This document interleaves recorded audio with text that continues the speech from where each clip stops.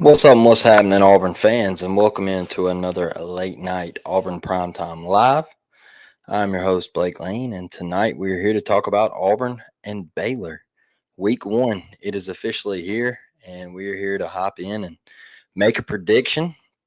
And I'm excited about Week 1 and the test of going on the road in Waco, Texas, experiencing a hostile environment, going out and playing a really, really good football team, a well-coached football team, a team that is bringing back a lot of starters and a veteran football team, and a football team that made a couple of portal additions and to boost their roster so they could potentially win a Big 12 championship. So this is a very, very big test for the Auburn Tigers right out of the gate.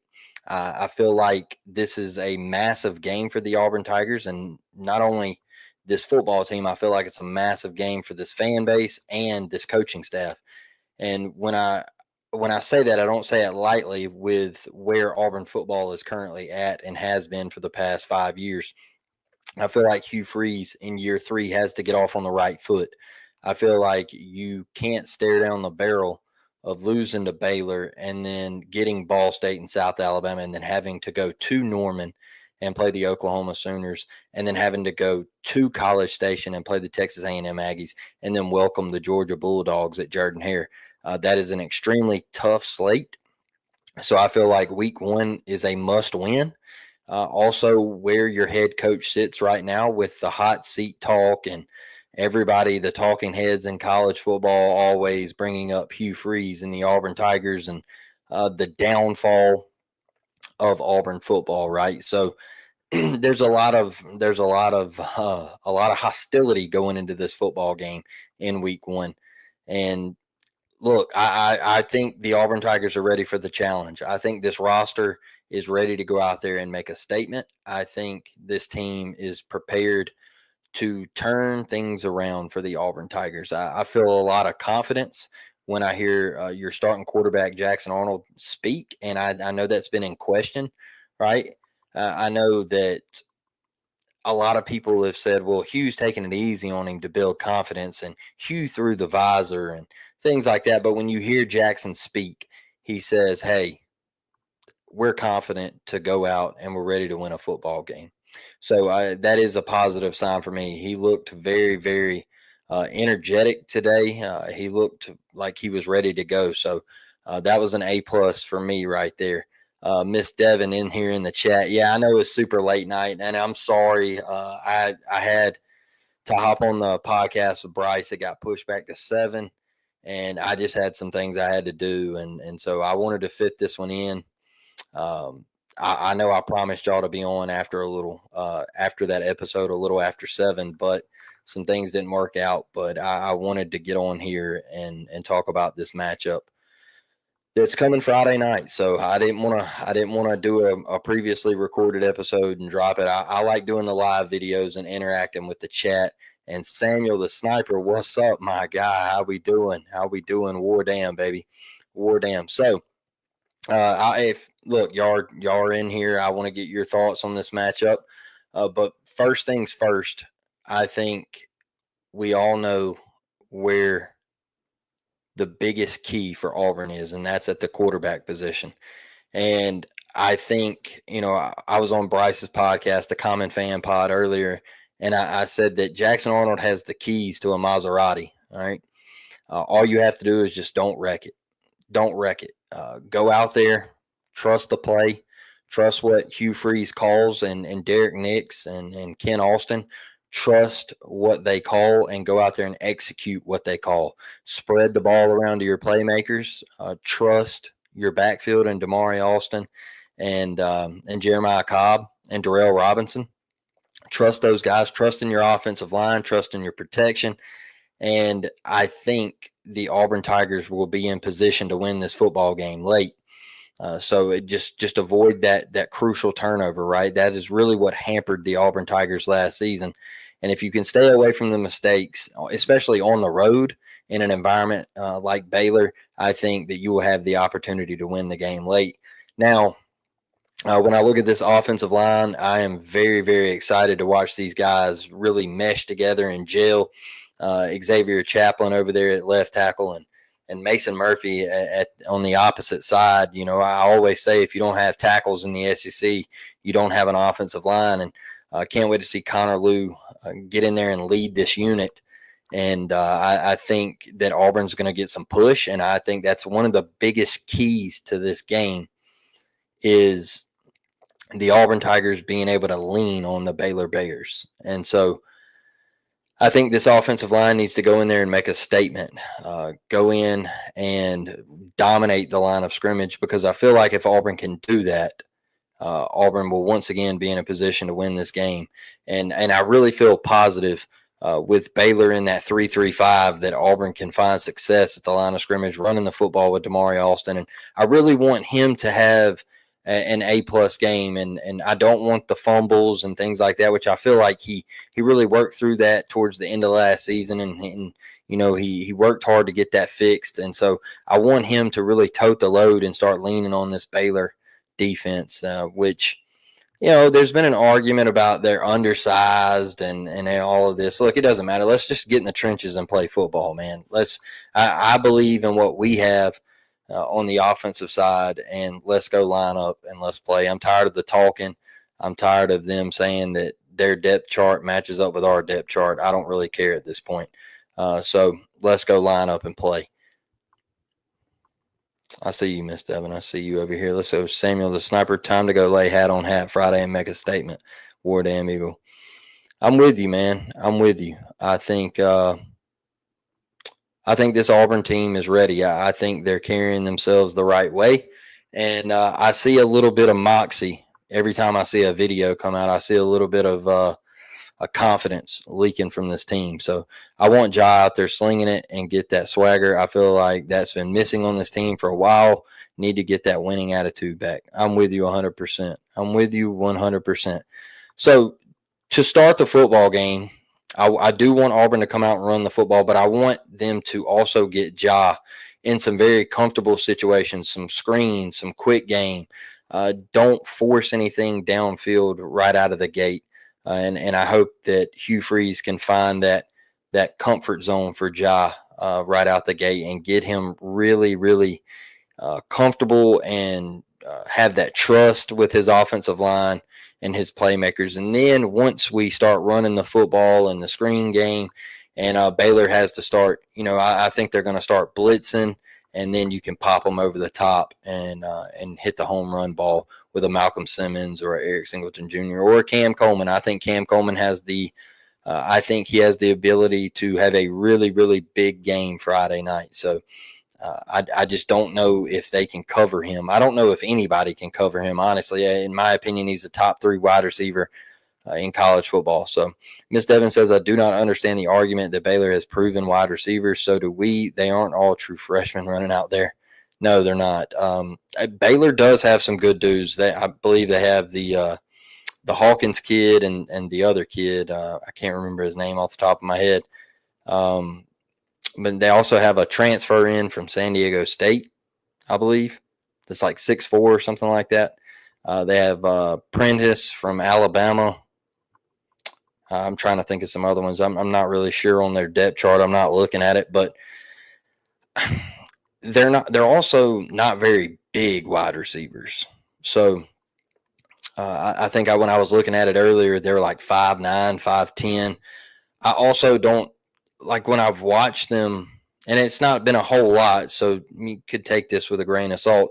I don't see a lot of down the field action with Baylor. I see a lot of short, quick game, a lot of mesh and things like that, like little short concepts and things like that. So I don't know if they're going to try to air it out on us. Really feel like they're going to try to run the football and really like get the screen game working and try to like quick hitter down the field and things like that. And then when maybe Auburn leaks those safeties up, they might try to take a shot. But for the most part, from what I have seen, I don't think they're going to try to push it down the field a whole lot. Like they're eventually going to take their shots, but I don't know if they're going to just continuously try to push the football down the field. Yeah, Hawkins and Cameron. That's it. Cameron. That's it. Yeah, Samuel. They're going to face the two best corners they will face all year. Jay Crawford and Kayan Lee. I'm not worried about it either, brother. And our run defense is super stout. It's a scary matchup for Baylor. I believe so too. Look, with their wide receivers, I'm not worried because our DBs. Well, we even got two that we got out of the portal that are coming off the bench. Like I'm not worried about that. I'm not worried about a Champ Anthony back there at safety. I'm not worried about a Sylvester Smith in the nickel. I think Anquan Fagans is going to get on the field. Take it to the bank. I think he's going to play game one. And look, don't take the depth chart so serious either with all the oars, right?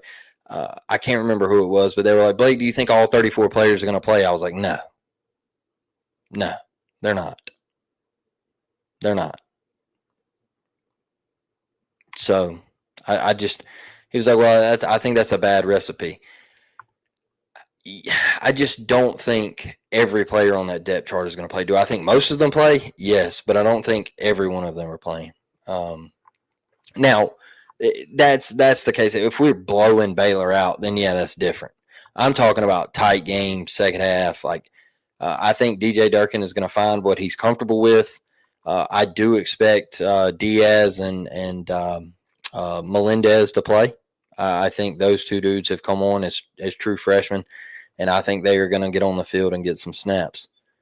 What's up, Brett? Just woke up. What did I miss?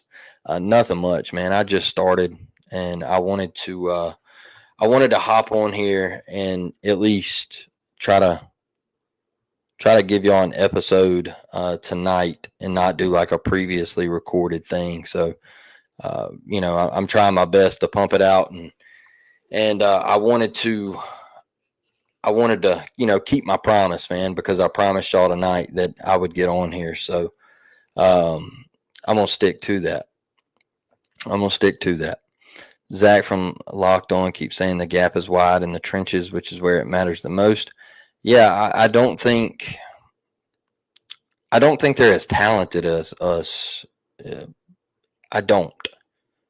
Now, they're going to make plays, and they're going to be ready on defense. Like Dave Aranda, he's a solid defensive coordinator, and they're going to be prepared to go toe-to-toe with Auburn. Now, I think this is more of like Auburn just slowly grinding them down and wearing them out in the second half. I think Auburn's going to try to run the football and lean on them and slowly wear that 3-3-5 down. I do. That is the thing with the Big 12 and the defense in that conference. Just my opinion.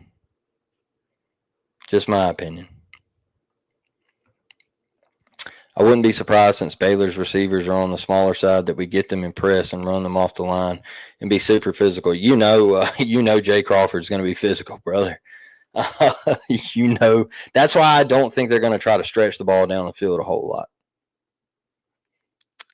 I think it's going to be short, quick game, screens, things like that. They're going to try to find success. Then if Auburn's pass rush is getting home, and Keldrick Falk and like Malik Blockton and all those guys are having success, I don't know. And we could all totally be wrong, and Baylor come out and run it down our throat with the Washington kid. So, he's getting like All-American love, and he was all conference and all that good stuff. So he was a true freshman last year, I believe, and he ran for 1,000 yards. So I do think the loss of Pendergrass is going to hurt a little bit. I know they have an up-and-comer back there that I've kind of heard them talk about and things like that. But that's a tough task to face an SEC defense, in week one. One thing that I do want to note is Dave Aranda did say that their DBs are struggling, and I don't care how you want to slice it, how you want to go about it. I just don't think that's a good thing for Baylor. I don't. Now, what's our downside that people keep saying is Jackson Arnold. So we got something to both go off of. We got something to go look at Friday night. Their DBs against our wide receivers. And how is our quarterback going to play? Is our quarterback going to lose us the game? I don't think so, but it's yet to be seen. Okay.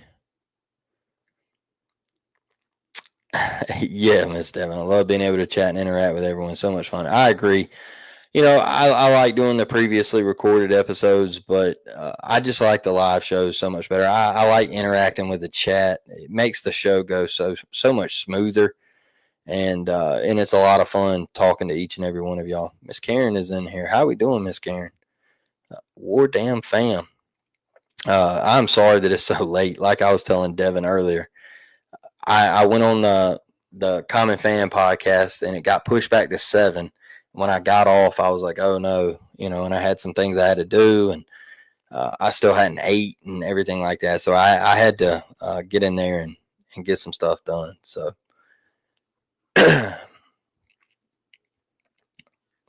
oh yeah, Alex McPherson. I actually talked about that on the Common Fan tonight.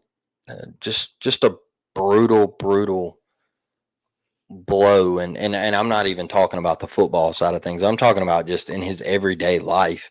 This is something that he's going to have to deal with for the rest of his life, and I think that is just something that we, as a fan base, you kind of want to take a step back from and say, hey, it's really not about football at this point. Like, we would love for him to be out there, but I want him to be 100% healthy in life before we ever start talking about football. And if he's willing to go, that's great. If he's willing to strap it up for Auburn and go out there and make a big time kick, I'm always down for that. On the other side of that, if he isn't able to go, Towns Magoo, it is your time to step up, brother. It's your time to step up and be the guy that you were sought after coming out of high school. It is your time to be that 5-star kicker, the one where you made the social media post and you talked about how you wanted to stay home and you didn't want to go to Lane Kiffin. It is your time to step up and be that guy. Baylor has 2 safeties out and their second best running back. It could get ugly quick if we play our game, in my opinion. Prediction is 31-17, like I've been saying all offseason. The only reason I haven't paid that a whole lot of promise is because last year we did this whole thing with Cal had all their wide receivers out and they had like 2 or 3 defensive linemen out, and they come into Jordan Hare and spanked us. So I do get that they have missing pieces out, but I don't want us to look at it like that, right? I don't want this fan base to even look at it like that. I want us to go to Waco, Texas as a whole, man, as a university, go out there and send a message that Auburn is back. So to me, Baylor is 100% healthy. Auburn is 100% healthy. It's week 1. Let's go toe to toe and get it done. That's the way I want to look at it. Today they lost a second running back as well. Yeah, I don't think that running back that went down, I don't know his name, but I don't think he was going to play much of a factor anyway. But it is depth, so you never know, right? You never know. You never know. I just heard somebody or saw it on Twitter where they were kind of arguing back and forth that he might not make a big difference or like he might not play that much. So to me, they're 100% healthy. Auburn, 100% healthy. Go get after it, and let's see how it goes. Now, talking about special teams, Eric Singleton Jr. returning punts, and look, everybody's like, well, should he return punts? We got the thigh bruise and all that stuff. If Eric Singleton Jr. straps it up and he says, I'm ready to go, you let him go out there and do it. And I think with him back there returning punts, I'm probably not going to hold my breath and clench my cheeks the way I used to with Auburn returning punts. So I can still remember in 2019 Christian Tutt in Gainesville, and I'm just like, oh no, what are we doing? And he's like backpedaling. He's like, oh my God, and I'm just like what is going on here, man? Insane stuff. And I hope and pray that we've got it figured out. I really do.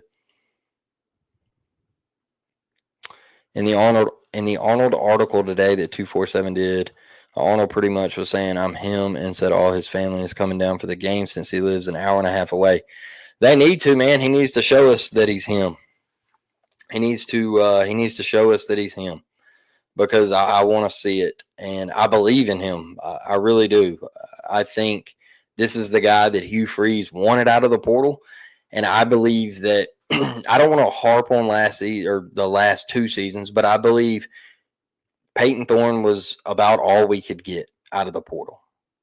And I think this one is a little different. I think Hugh Freeze actually wanted Jackson Arnold out of the portal. And that's just my take on it. That's my opinion. Could be totally wrong. But that's why I think there's a lot of confidence, a lot of trust in Jackson Arnold to run this offense. The documentary on Netflix about the 2010 season is awesome. I loved it. Can't wait for the next episode. Yeah, man, that looks like it's going to be a good one to watch. That 2010 team, man, I'll never forget it. I'll never forget where I was on the night of the national championship, sitting there watching it with my dad, and just taking it all in that Auburn was back on top of the college football world, as Rod said. Rest in peace to the GOAT. Rest in peace to the GOAT. War Eagle Plus. That's it. War Eagle Plus. No, you're good. You're good. You just woke up, Brett. Nothing wrong with that. Nothing wrong with that. Yeah, I never really understood the whole confidence thing. And we kind of talked about that tonight, was the visor throw and, they're taking it easy on him and all that stuff. Look, that's practice, man. It's practice. They all do it. There's butt chewings at practice every single day. And if you think otherwise, you are oblivious to what goes on in college sports. It happens every single day. So, I want to hear some of y'all's keys. I want to hear, how does Auburn win this football game? What are your score predictions? I know Samuel said 31-17. And look, I'll tell you this. I think Auburn wins this football game. I do. I think it's close in the fourth quarter. And I gave my prediction on the Common Fan. I think Auburn is up 24-21 in the fourth quarter, and I think Auburn scores and makes a play late, which they couldn't do last year or the year before that, to win a football game. They're going to make a play late, and they're going to win 31-21. And I truly believe it's a race to 30. Whatever team gets there first. I'll tell you this also. I think if they score 30 on us, just my opinion, if they score 30 on us, I will be extremely shocked if they score 30. And I will have questions about our defense if they score 30. And I know they're a high-powered offense, and I know they're a dang good football team, but I do not expect them to reach the 30s Friday night.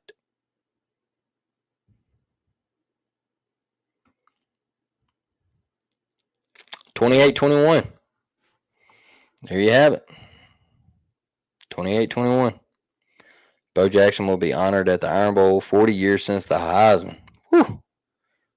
It's crazy, man. One of the GOATs. He is the greatest athlete of all time, though. My key to the game is get that running game going and stretch the field and get the ball out and open space to our playmakers. For sure. Also, I want to see Auburn on third down. I want to see us bring more than 3. I want to see us get to Sawyer Robertson. Try to make life difficult on Sawyer Robertson. Do not let him stand back there and get comfortable and pick you apart, because this dude's accurate. He's good, strong arm, probably an NFL draft pick. And so Do not let him beat you. Go get after him. When you're in third and longs, put pressure on him, light him up, and get him questioning himself, right? You want him to start shaking in his boots a little bit. Oh, wow, we got a shocker here. I'm going 3-2 AU because I don't care. I just want to win, really and truly, 35-20 AU. I don't care if they win 5-4. I'm with Brett. I really don't. I just want to win. I want to be able to sit down Saturday and eat my food, spend time with my family, and be able to relax and watch all those slates of games and not have to worry about being 2-1 going to Norman, Oklahoma. I want to be 3-0. So, Miss Karen with a score prediction. I think 28-24, no stupid penalties on third downs. That's been another hamper for Auburn. You got a team 3rd and 15, you make a stop, and you get a 15-yard unnecessary roughness penalty to continue a drive. That was really the turning point in the Arkansas game last year, if you remember. Austin Keys made a hit out of bounds on Taylor Green. It was like 3rd and 15, and we made a stop, and bang, automatic first down. And they ended up going down and scoring on that drive and really took momentum of the game from right there. So got to avoid those. Got to avoid those for sure. I want Sawyer looking out of his ear all night. That's what I said. I want Auburn to go punish them. I want Auburn to defer, and I want Auburn to go on defense. And from that first play, I want Auburn to absolutely light somebody up that first play. And this is the first time in a couple of years that I felt like Auburn has absolute headhunters out on the field. Did I think we were talented? Yes. All right. There's been some secondaries back there where I've said, hey, those dudes, they can play in the NFL. All right. But I look at this group and I say, hey, those are headhunters. Those dudes will come down and put a hat on a hat, and they will hit you. They will take your soul. They will make you think about coming across that middle one more time. That is what I want Auburn to do Friday night. Take somebody's soul from Baylor and make them know that you were there for 60 minutes all night long. You got to go set a tone. You have to let them know that you were there on a business trip and you ain't getting back on that plane unless it's with a dub. And that's how I feel about that. I want Auburn to set the tone right out the gate. Can't wait to see what Derek Nix, Hugh Freeze, and Ken Austin have scripted up for the first 15 to 20 plays. I do not want to see a terrible first drive. We have come out numerous times since Hugh Freeze has been here, and the first drive just looked absolutely disastrous. You can remember even out in year 1 at Cal, it was just awful. Peyton Thorne rolls out and kind of flicks it. They thought they picked it. He was out of bounds. It was just bad. I remember going to Texas A&M. We drop back to throw the ball in the first play. We get sacked, and it just can't happen that way on the road Friday night. You got to come out, be scripted, look clean, trust the play calls, and execute. It's all about execution, baby. Jimmy's and Joe's got to go execute what's called from Hugh Freeze. So excited to see that. I know Brett Scott. So when I was younger, we used to spy for their best running back or QB. If he was a runner, the spy was told to hit their target and put him down every play. It worked. They started loafing and giving up. It's called setting a tone, man. It's called making somebody fear you. And I promise, if Auburn, like last year when Champ hit old boy from Arkansas, he laid there and he was trying to catch his breath. He was trying to catch his breath because he had gotten popped. And that's what I want Friday night. That's what I want. When one of them 5'10" receivers, when they come lurking through there, I want Auburn to lay the boom on somebody. I want that rose green mentality. So, all right, official predictions have been given. I got 31-21 Auburn. We just need a dub, y'all. We just need a dub. That's it. Go do the dang thing. I think this defense is elite. Can't wait to see what we're like up front. I think the offense is going to play great. Oh man, I am nervous. I do have butterflies, and I think each and every one of us still have butterflies. So can't wait. I might hop on here again before the game gets here. Hell, I don't know. I just love talking about Auburn, baby. But thank y'all. I know it's super late, man. Let's go to bed. And War Damn Eagle Friday night, baby. 2 more sleeps after tonight. Let's go. War Damn.